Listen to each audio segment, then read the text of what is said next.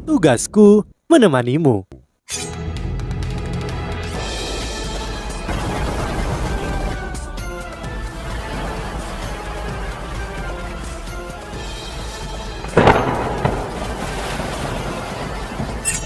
Hai sahabat Pasuk, kembali lagi bersama alur cerita versi novel Solen 2 Sekte Tang yang tak tertandingi. Jangan lupa like, subscribe, dan nyalakan tanda lonceng. Mari kita lanjutkan. Mengapa kamu memiliki alat jiwa kelas 9? Berkat Hong Chen dengan cepat menarik perhatian guru itu. Yu Hao mendengus dingin pergi dan tanyakan kepala aula Ching Hong Chen. Guru itu mengambil berkat Hong Chen dari alat jiwa tipe penyimpanan Yu Hao dan berkata, "Ikut aku."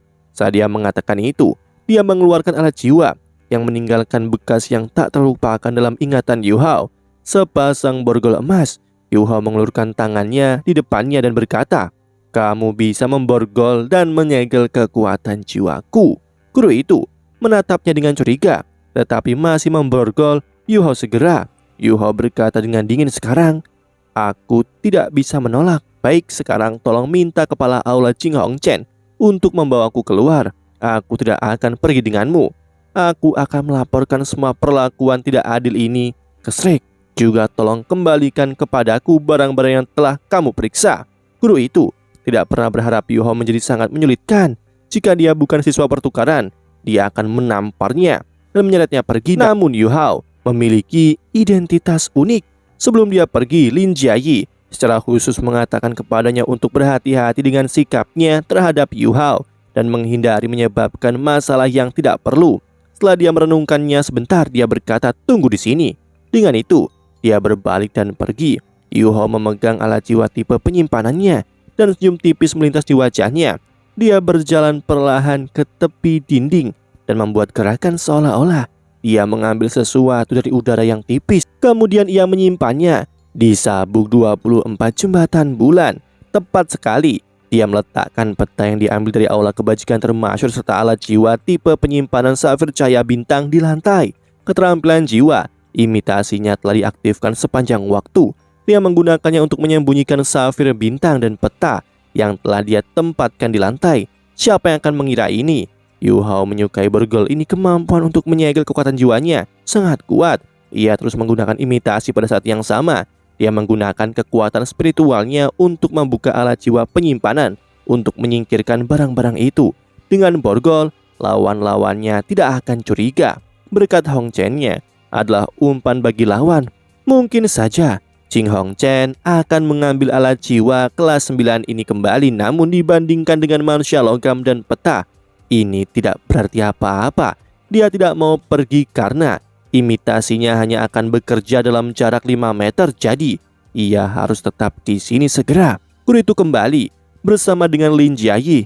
Yu Hao, siapa yang memborgolmu?" Ketika Lin Jiayi melihat borgol emas pada Yu Hao, dia mengajukan pertanyaan itu. Meskipun mengetahui jawabannya dengan sangat baik, Yu Hao menjawab, "Tolong tanyakan pada guru itu." Lin Jiayi memandang guru itu dengan jengkel dan berkata, benar-benar membuat kemarahan. "Segera buka." Guru itu mengangguk dan menghampiri Yu Hao, namun Yu Hao menarik tangannya lalu berkata, "Jangan, Direktur Lin, kedatangan Anda tepat waktu. Aku seorang pelajar pertukaran dari Akademi Shrek, bukan terpidana. Sebelumnya, aku sudah ditangkap sekali. Setelah aku membahas insiden itu dengan kepala aula Ching Hong Chen, aku memutuskan untuk menanggung penghinaan dan sungguh memalukannya. Kenapa aku melakukannya?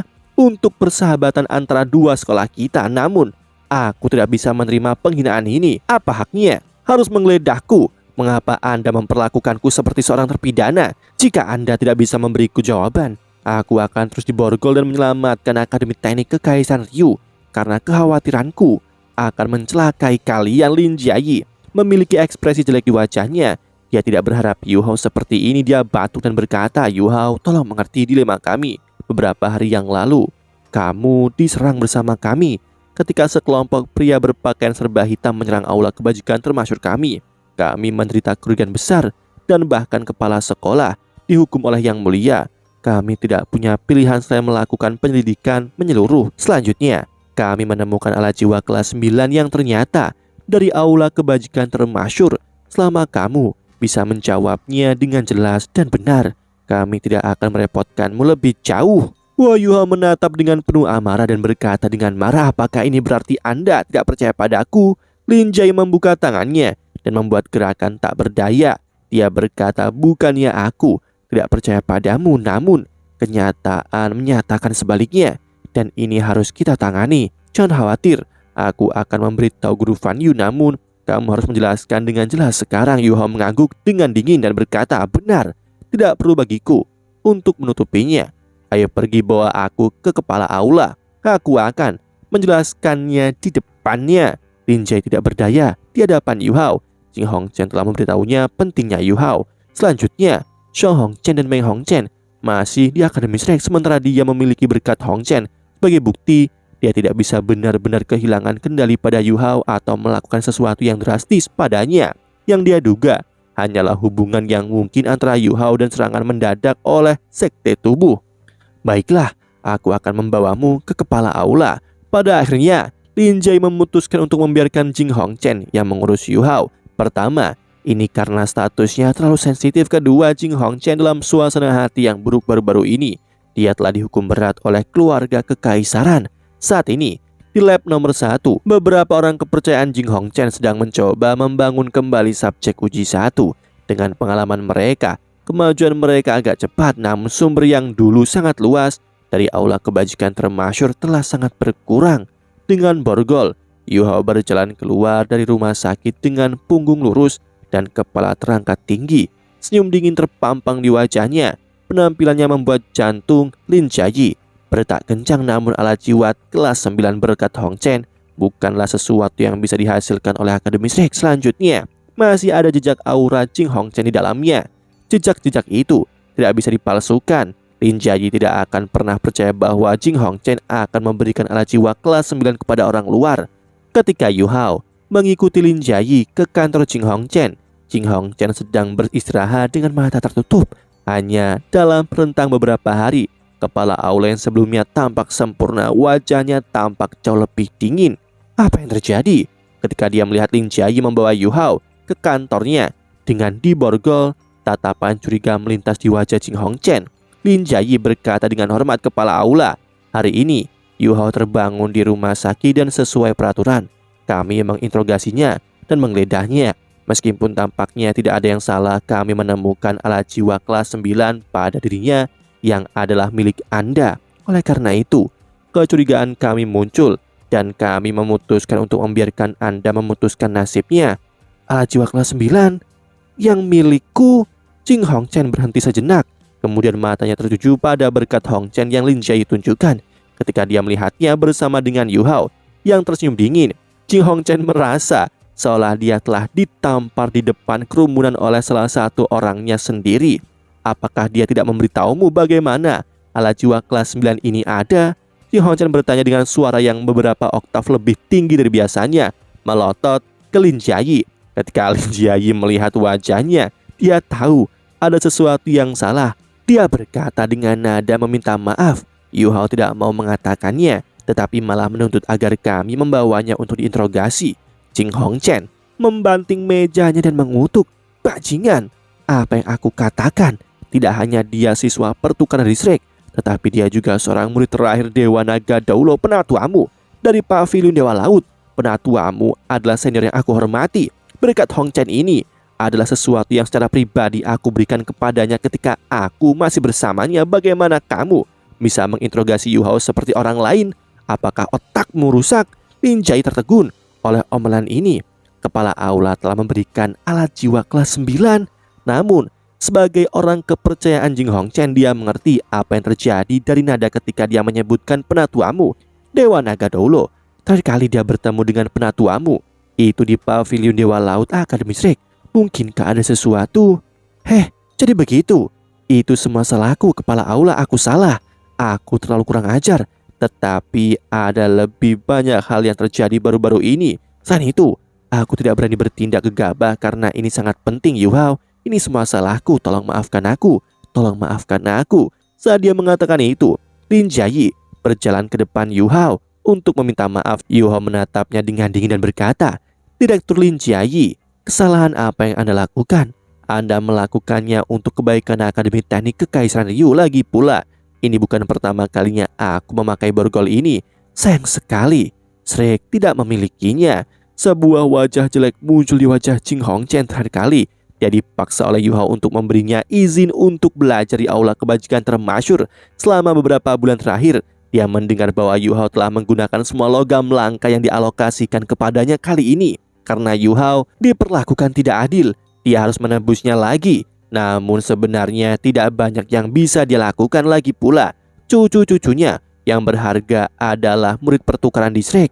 Senyum melintas di wajahnya saat dia berjalan ke depan Yu Hao dan berkata, "Ini adalah kesalahan yang mereka lakukan dalam menjalankan tugas dan itu juga merupakan kesalahanku. Aku pribadi akan melepaskan ikatanmu. Bagaimana dengan ini? Aku akan menggandakan jatah logam mulia setiap bulan mulai sekarang. Bagaimana menurutmu?" Yu Hao tidak berani terus mempertahankan tatapan ini. Siapa yang tahu alat jiwa tingkat tinggi apa yang mampu mendeteksi alat jiwa tipe penyimpanan yang kepala aula miliki. Jika rahasianya terungkap, dia akan kehilangan semuanya. Segera wajahnya melembut ketika dia berkata, "Tolong kepala aula." Saat dia mengatakan itu, dia mengulurkan tangannya. Jing Hongchen mengambil kunci dari Lin Jiayi dan secara pribadi melepaskannya sambil berkata, "Jiayi, harap diingat bahwa kamu harus memberikan perlakuan khusus pada Yu Hao. Jika masalah seperti ini muncul lagi, kamu bisa melupakan untuk menjadi direktur pengajaran." Ya. Lin Jiayi hanya bisa bercak pahit di hatinya. Mengapa begitu sulit untuk berurusan dengan bajingan ini? Dia benar-benar harus lebih berhati-hati lain kali. Yu Hao berkata, "Jika tidak ada masalah lain, kepala aula, aku akan kembali. Hari ini adalah hari terakhir dalam bulan ini. Jadi Anda tidak perlu menggandakan jatahku untuk bulan ini." Banyak logam dari aula kebajikan termasyhur tidak ada di pasaran. Otot-otot wajah Jing Hongchen bergerak ketika dia berkata itu harus dihitung.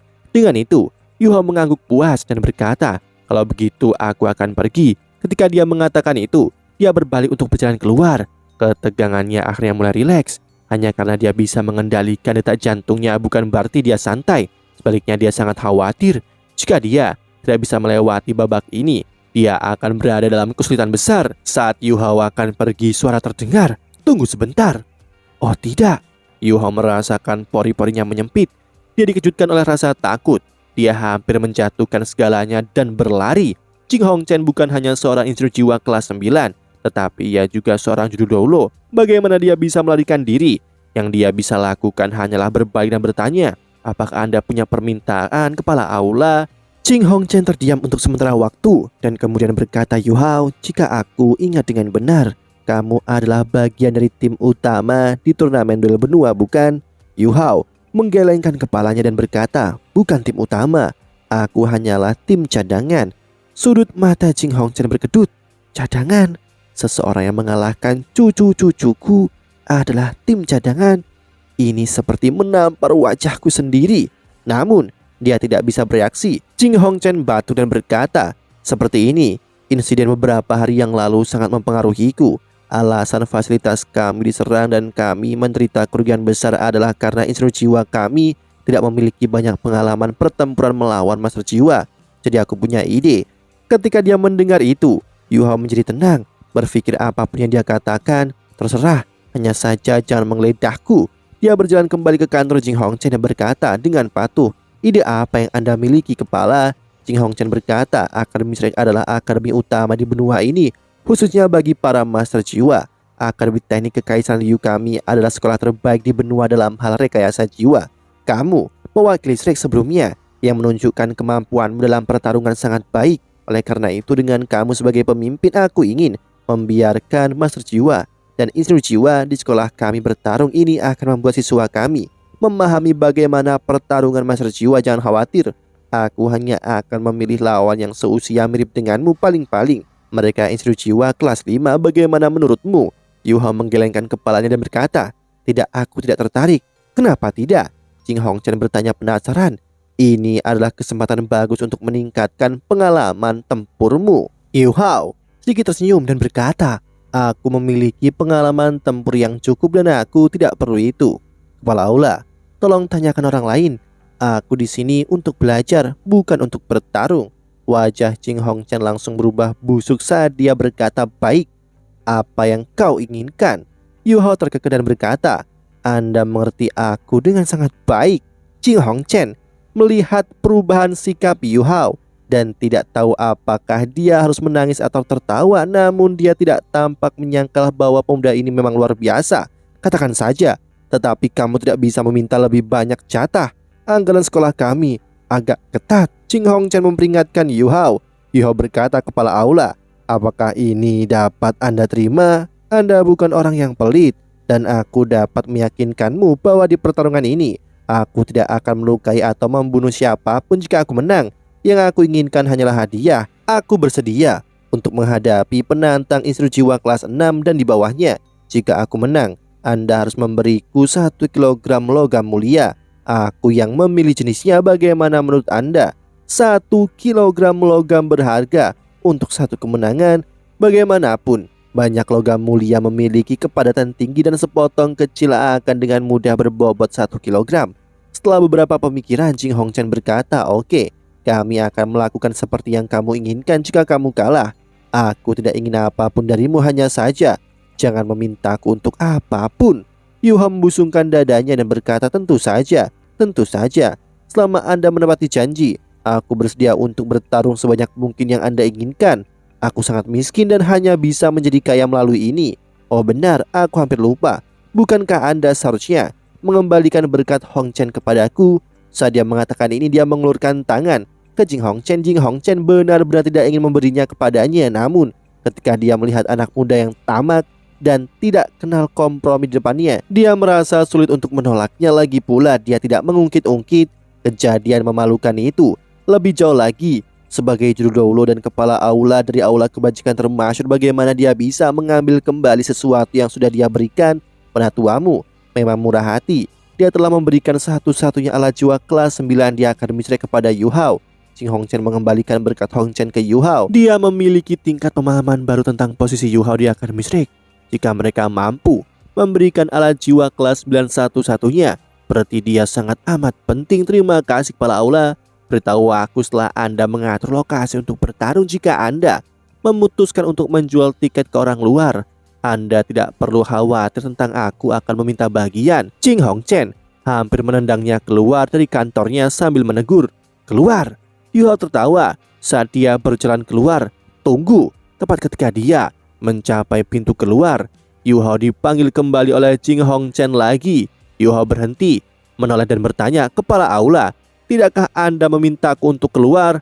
Apakah ada sesuatu yang lain?" Dalam hatinya Yu Hao berpikir, "Apakah kau mencoba menakutiku sampai mati? Tidak ada akhir untuk ini." Jing Hongchen berkata dengan serius, "Yu Hao, jika kau mau tetap di sini, Akademi Teknik Kekaisaran Ryu akan menggandakan apapun yang diberikan oleh Akademi Shrek.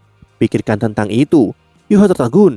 Dia bisa melihat ketulusan di mata Jing Hongchen, namun itu memiliki tujuan yang berbeda dan tidak ada kemungkinan ini bisa berhasil. Dia menggelengkan kepalanya dengan lembut dan berkata, "Terima kasih atas ini, namun aku tidak bisa." Tepat setelah dia mengatakan itu, dia akhirnya berhasil meninggalkan kantor Jing Hongchen. Kali ini, ekspresi kekecewaan melintas di wajah Jing Hongchen, tapi dia tidak menahannya. "Kepala aula, aku pikir itu ide bagus untuk menjual tiket. Di sekolah kita tidak ada yang benar-benar kekurangan uang. Baru-baru ini Yu Hao tidak hanya memeras kita, pengeluaran kita juga sudah naik. Apakah Anda?" Lin Jai bertanya dengan penuh arti.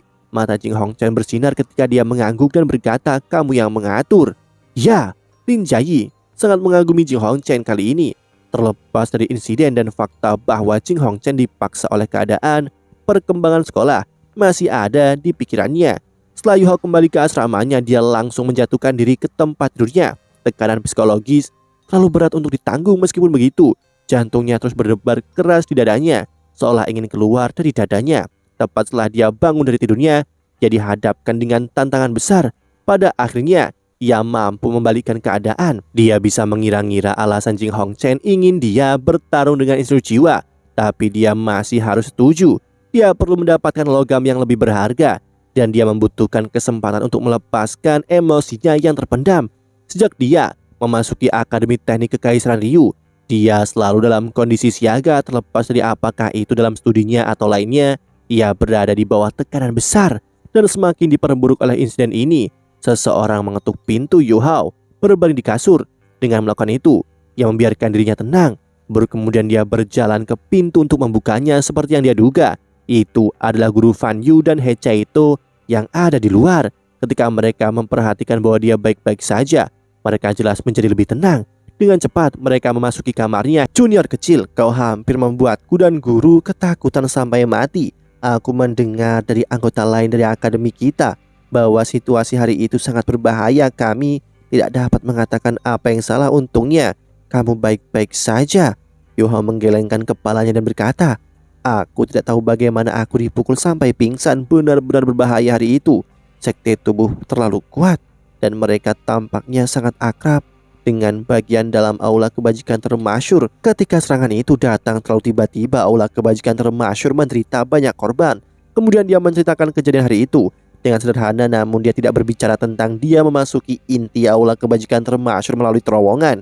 Yoha memiliki pertimbangan. Pria logam itu sangat penting. Mungkin bukan ide yang baik untuk memberitahu guru Fan Yu dan He Chaito. Selain itu, dia juga takut kalau itu akan memaparkan hubungannya dengan permaisuri salju. Yang dia katakan adalah bahwa permaisuri salju meledak dan tidak ada yang lain. Adapun pria logam, dia memutuskan untuk tidak memberitahu siapapun sebelum dia kembali ke Shrek. Dia akan mengatakan semuanya ketika kembali ke Akademi Shrek. Setelah dia mendengar Yu Hao menceritakan kembali peristiwa itu, guru Fan Yu mengerutkan keningnya dan berkata, "Ada yang salah di sini. Harga embrio 100.000 tahun itu setara dengan seluruh kota. Tetapi orang hanya bisa mendapatkan manfaat paling banyak 2. Dan itu dengan syarat cincin roh dan tulang roh terpisah. Serangan sekte tubuh ini hampir mematikan aula kebajikan termasyur. Dan kerugian mereka tidak dapat dihitung. Mereka sekarang memiliki dendam terhadap aula kebajikan termasyur. Apakah benar-benar layak mengorbankan begitu banyak untuk harta ini? Bagaimanapun, sekte tubuh tidak membutuhkan uang. Aku tidak berpikir mereka melakukannya untuk 100 juta koin emas." He Chaito berkata, "Guru, terlepas dari apakah alasan mereka, itu tidak menyakiti kita. Semakin banyak aula kebajikan termasyur merugi, mungkin itu akan menunda perang." Ketika He Chaito berbicara tentang perang masa depan, sebuah cahaya aneh bersinar di matanya. Yoha menghela nafas dalam hati. Apakah senior kedua benar-benar berhasil keluar dari bayang-bayang kebencian? Atau apakah kebencian itu terkubur di tempat yang lebih dalam? Guru Fan Yu mengangguk dan berkata, "Itu benar, tetapi sebagai siswa Shrek, kita berada dalam posisi yang berbahaya. Yang terbaik bagi kita untuk memahami ikatan antara kedua belah pihak." Yu Hao, dengan analisismu, menurutmu apa yang sedang terjadi? Yu Hao tahu bahwa gurunya sedang mengujinya. Dia menjawab, "Sekte tubuh menyerang tiba-tiba, tetapi mereka sepenuhnya menutupi identitas mereka. Dengan melakukan itu, sementara aula kebajikan termasyur dapat menebak siapa yang melakukannya, sekte tubuh dapat menyangkal tuduhan mereka karena mereka tidak memiliki bukti yang kuat. Setelah diam selama bertahun-tahun, tindakan tiba-tiba sekte tubuh hanya bisa dikatakan pasti mereka memiliki beberapa tujuan." Demikianlah kisah untuk kali ini. Sahabat Pasuk, jangan sedih, jangan bimbang, apalagi galau, karena aku kan selalu menemanimu.